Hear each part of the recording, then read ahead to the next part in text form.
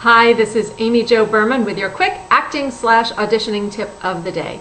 So the topic for the day is headshots.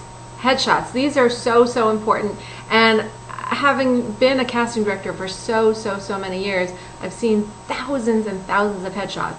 So I'm going to give you a little insight into what's good, what's not good, what to do, what not to do, especially recently.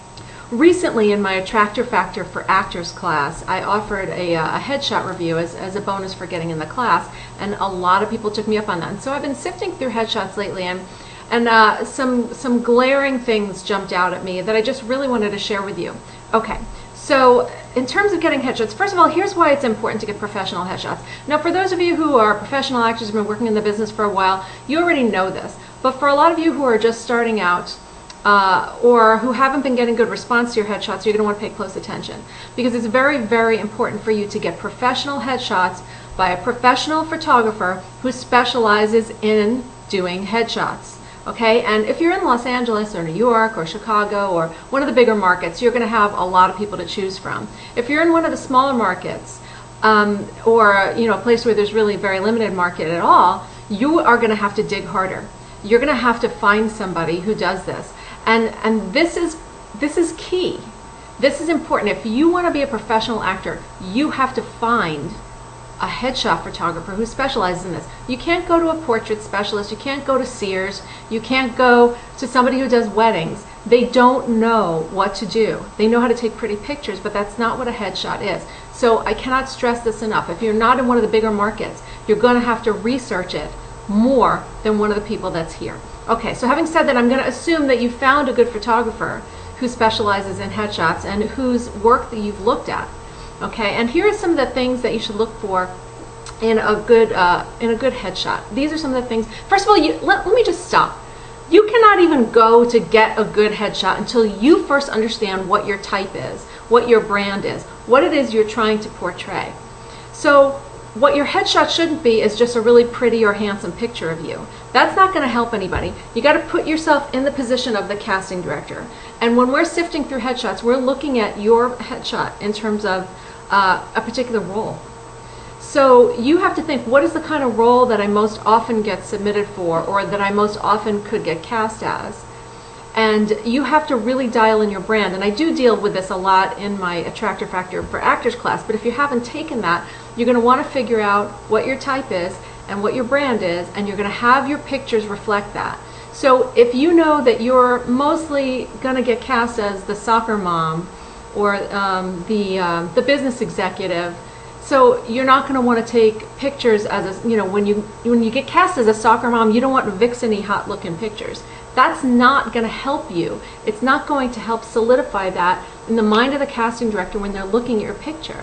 It's confusing. You want to have consistency with who you portray, what you project, what your picture says, and how people are going to be receiving you. So more than anything, you first have to know that. So let's assume that you figured out what that is, okay? Your actual headshot, okay, you really don't need more than like 2 good headshots, right? One that's kind of smiley, one that's kind of, more serious. And that's so general, by the way. Okay, so a warmer smiley shot and something more dramatic, depending on what your type is. Here's what you shouldn't do. If you're a real character-y kind of actor or actress, don't get any kind of like crazy expression, extreme headshots. This is a big fat no-no. Okay, that screams amateur. A headshot should be something that somebody could imagine you in various different kind of parts within your type. Those kind of extreme things or costumey things make you look like an amateur, okay? And you don't want to do that because you're a professional actor, right? Or you want to be. So a warm, smiling headshot you cannot go wrong with. And you want to always look like there's something going on. You want to have that photographer catch that moment. And this is, this is something that you're going to have to look at when you look at their book.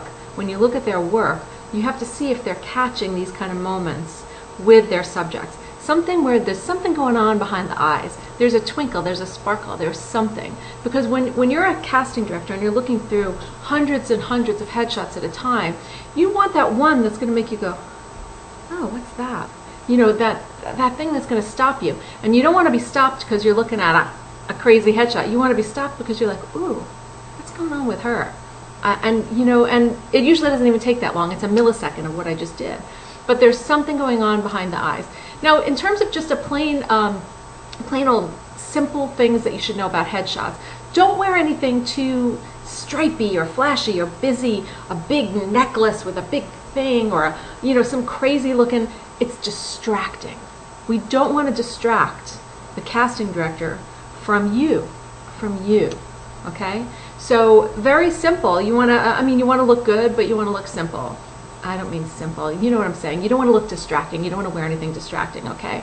You want to make sure when you're looking at the work of that photographer that their work has good contrast, that it's sharp. You don't want any sort of blurry, whatever kind of pictures. I know that seems obvious, but I see this mistake all the time in headshots. They're not clear. They're not highly contrasted. Again, put yourself in the mind of the casting director who's looking at hundreds of these at a time. So if you have anything that's not sharp and poppy, it's going to blend into the background and you'll never get called in. Okay? Again, I can't stress enough, no homemade headshots, guys. I don't care how good of a photographer your mother is. She's not taking your headshots. She's not professional. You need to have professional headshots. Another thing is a big mistake that I see often is a headshot that's way too close. We don't want a literal head shot. Okay, your headshot should be at least head and shoulders, if not a little bit more body. You can experiment with a little bit more body too, but definitely not so close that it looks like a yearbook picture from your high school yearbook. Okay, and again, you don't want it too busy. You don't want it too extreme. You don't want it too charactery.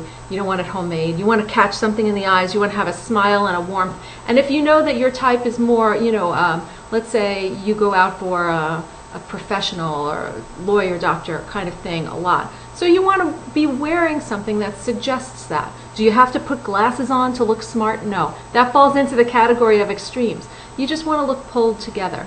So your costume, what you're wearing in your pictures, should be a suggestion of the kind of type that you usually get called in for.